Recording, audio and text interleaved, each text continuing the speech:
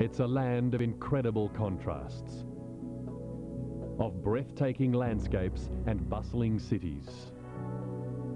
Here is a people small in number, but big in ideas and achievement. This is New Zealand, the land the native Maori people call Long White Cloud. A perfect place for some hot science. Heads up for 3D anatomy, for bacteria battling their own, and for too much of a furry thing, perfecting a possum pill.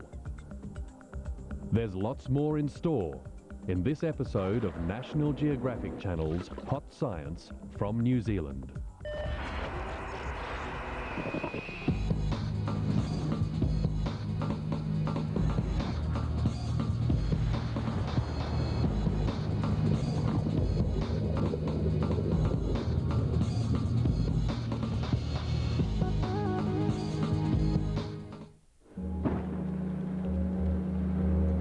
John Tagg from New Zealand's University of Otago has found bliss in battling bacteria. And John plans to share the bliss with millions tormented by the illnesses bacteria cause. We'll have to do a few more tests. Pretty sure it's the enemy. Bliss is a molecule, a new and powerful weapon against menacing microbes. In particular, the bacterium linked to strep throat and rheumatic fever. For me, it's a very personal issue because as a child, I actually had rheumatic fever. That's because I had an encounter with this bad streptococcus, an encounter that I didn't win. Hi Sam, how's your chest feeling? Good. Yeah, do you mind if I have a wee listen to your chest? No. Brought my special stethoscope along. Up to 3% of patients with strep throat, usually children between the ages of 5 and 15, rheumatic fever. It's an inflammatory disease which targets the joints and can seriously damage the valves of the heart. Our understanding of rheumatic fever is incomplete, but we do know it's an autoimmune disease. Some of the molecular weapons deployed by the immune system against streptococcus also damage human tissue. Think of it as a case of friendly fire. Just want you to open your mouth big and wide. That's a girl. Say ah. Ah. New Zealand reports around 150 new cases of rheumatic fever a year. Fabulous. They look good. Repeat attacks are common. And treatment is based on penicillin, a drug derived from fungus. In heavy doses, it takes a heavy toll, socially.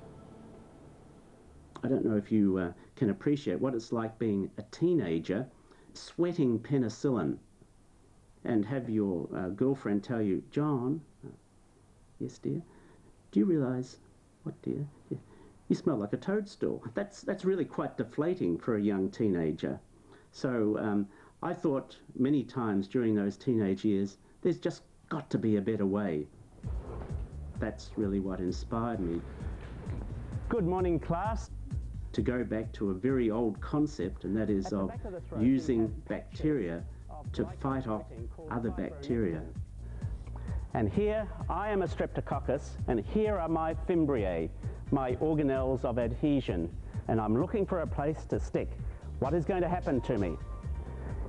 From 2 decades of study and an obvious passion for his subject, John has learned that the strep microbe linked to rheumatic fever has a rival for the mouths and throats of humankind.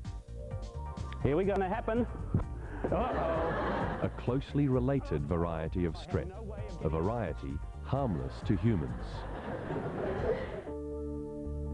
This benign bug produces a substance, bacteriocin-like inhibitory substance, or BLIS, which retards the growth of its dangerous cousin. The thing about bacteria is there's lots of them, and they compete ferociously with one another for resources. This good germ here is making something to stop the bad germs from being happy anymore. That's why they look so unhappy. It's killing them. And what they're producing is something called bliss. Can you say bliss? Bliss. John's aim is to offer BLIS to school children by adding the good strep to tablets or milk powder. Recent trials suggest 10% of children have BLIS-producing bacteria present naturally in their mouths, and that these children have fewer problems with strep throat and rheumatic fever. Open your mouth, put your tongue out. That's good. Okay, thank you. John's latest work is to test how frequently children need booster doses for protection long term. Here we go. It's your BLIS tablet. Antibiotics like penicillin kill useful bacteria as well as those which are harmful. BLIS, on the other hand, is targeted precisely and acts early. As always, prevention is better than cure. Enjoy it. Okay, enjoy it.